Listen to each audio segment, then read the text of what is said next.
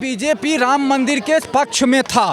कांग्रेस सिब्बल जी जो थे राम मंदिर के विरोध में, कपिल सिब्बल वो विरोध में वकील थे। तो कांग्रेस तो शुरू से ही विरोध कर रहे हैं। राम को काल्पनिक बताया है उन्होंने, राम को काल्पनिक बताया है कांग्रेस ने। बीजेपी हमेशा से इस पक्ष में थे और राम मंदिर बन गई, इनके पास मुद्दा हो गया समाप्त। तो अब ये जोड़ दिए कि नहीं ये बीजेपी का एजेंडा है और ये बीजेपी करवाया है, इसमें मैं क्यों जाऊँ। रे भाई तू जा ना जा, उससे कोई मतलब नहीं है, लेकिन मंदिर का उद्घाटन होगा ही और बीजेपी पूर्ण बहुमत में जीत कर आएगी ही। इंडिया गठबंधन के मुख्य जो कर्ता धर्ता रहे हैं वो नीतीश कुमार रहे हैं। अब इंडिया गठबंधन राम मंदिर जब बन रहा है, राम मंदिर में प्राण प्रतिष्ठा होनी है, तो उसमें जाने से कतरा रहा है, कहीं ना कहीं वो जाने से मना कर रहा है।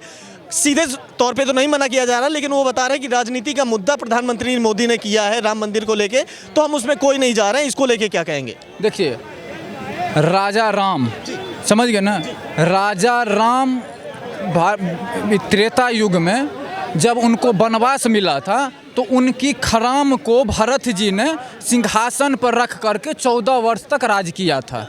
भरत जी ने, यदि इस देश में राम की मंदिर बन रही है और हमारे देश के प्रधानमंत्री जो हमारे राजा हुए, प्रधानमंत्री हमारे राजा ही है ना, हमारे राजा यदि भगवान राम और राजा रामचंद्र से तुलना कर रहे हैं कि मैं उनके बराबर तो हो ही नहीं सकता, कोई कर ही नहीं सकते हैं, लेकिन मैं उनके द्वारा अनुयायी बनूं, उनके मार्गदर्शन में चलूं, उनके दिए गए वचन को थोड़ा बहुत जितना निर्वाह कर सकूं उस पर चलूं, तो भारत के लिए इससे अच्छा कोई कुछ नहीं हो सकता है।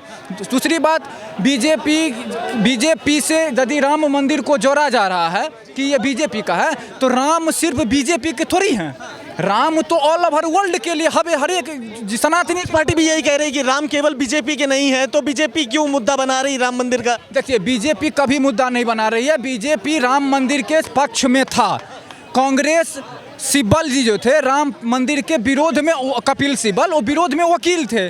तो कांग्रेस तो शुरू से ही विरोध कर रहे हैं। राम को काल्पनिक बताया है उन्होंने, राम को काल्पनिक बताया है कांग्रेस ने। बीजेपी हमेशा से इस पक्ष में थे और राम मंदिर बन गई। इससे पहले जितने विरोधी थे ये पूछते थे कि बीजेपी का मुद्दा था कि मंदिर वहीं बनाएंगे, रामलला हम आएंगे मंदिर वहीं बनाएंगे, तो ये लोग पूछते थे कि किस दिन बनाएंगे, आपका डेट हाँ तारीख नहीं बताएगा, आपका डेट क्या है, कब बनाएगा। अब इनका ये मुद्दा समाप्त हो गया क्योंकि तारीख भी हो गया और राम मंदिर कंप्लीट भी होने वाला है।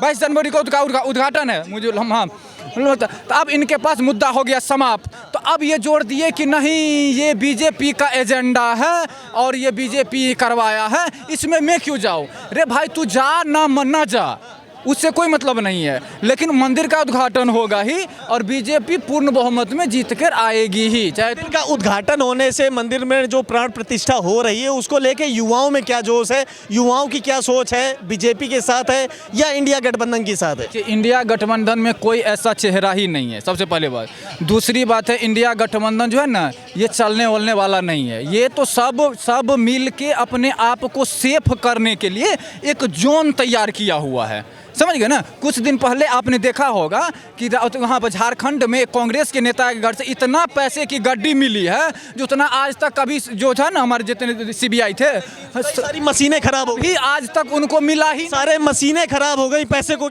मशीनें खराब हो गई। तो ये पकड़ा जाएंगे यदि मोदी को ये लोग नहीं हटाएंगे इसमें, तो ये सभी अगले जो पंचवर्षीय आने वाला है उसमें ये बहुत चले जाएंगे अंदर। तो इनको अपना जान भाई हर कोई को प्यारा है ना, सेफ रखना है ना। और राजनीति में तभी रहेगा जब ये, क्योंकि जनता वो जनता है नहीं। पहले एक टाइम था बिहार में लालू ज़्यादा बोलते थे कि हेलो माइक में हेलो, तो जितने होता है तो सब वहाँ पर नदी नाला पोखर सब में तैरना चालू कर देता। तो उसको हेलो का मतलब होता था कि तैरना चालू कर दो, हेल जाओ। अच्छी जो नेता हैं वो कह रहे हैं कि लोकतंत्र के लिए खतरा है, तानाशाही कर रहे हैं देश के अंदर। मोदी जी ईवीएम को अपने बस में कर रखा है तो बार बार सरकार बना रहे हैं, ईवीएम को हटा के बैलेट पेपर से चुनाव कराने चाहिए। हाँ एकदम, देखिए एकदम सही बात बोल रहे हैं, क्योंकि अभी 3 राज्य में बीजेपी की गवर्नमेंट बन गई तो ईवीएम वहाँ पर ख़राब हो गया, ईवीएम हैक कर लिया गया। एकदम सही गप है विरोध का। लेकिन तेलंगाना में जब वहाँ पर कांग्रेस जीती है तो वहाँ पर ईवीएम हैक नहीं हुआ है। इससे पहले जब वहाँ पर कर्नाटक में चुनाव जीती थी कांग्रेस, वहाँ पर हैक नहीं हुआ गया था, समझ गए ना। हिमाचल में जीती, वहाँ पर हैक नहीं हुआ। उससे पहले वहाँ पर क्या बोलते हैं, छत्तीसगढ़ में कांग्रेस की सरकार थी, वहाँ पर हैक नहीं हुआ था, समझ गए ना। यदि बिहार में भी इलेक्शन है 25 में, यदि वहाँ पर बीजेपी नहीं करके उनका गवर्नमेंट आ जाता है तब हैक नहीं होता। मतलब ये है कि यदि बीजेपी की गवर्नमेंट बन गई तो वहाँ पर ईवीएम हैक हो गया, यदि बीजेपी की गवर्नमेंट नहीं बनी तो वहाँ पर हैक नहीं है। मतलब बीजेपी की बन गई तो हैक नहीं हुआ, अगर बीजेपी की बन गई तो हैक हुआ है। हैक है वो तो फिर। मतलब ये आरोप आप भी लगा रहे हैं? हाँ भाई, आरोप नहीं है भाई, इनका आरोप नहीं है, एक सरकाइजम की तरह से बोल रहे हैं, सरकाइजम।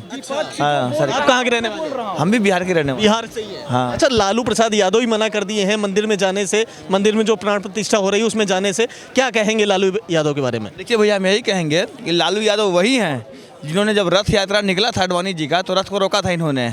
इनका नेता बनने का यही कारण है। और एक दूसरा यादव यूपी के हैं, उन्होंने राम भक्तों पे गोली भी चलवाई थी। तो ये जो गोली चलवाया हो, जो राम को काल्पनिक माना हो, वो कैसे जा सकता है वहाँ पे? क्या मुंह लेके जाएगा? कल को जो उनका कोर वोटर है उनके सामने क्या बोलेगा वो, जब राम मंदिर चला जाएगा तो अपने कोर यही समझ में आ रहा है कि कहीं हमारा अल्पसंख्यक जो वोट है, मुस्लिम वोट है, वो कहीं ना कट जाए, और न छिटक जाए हमसे।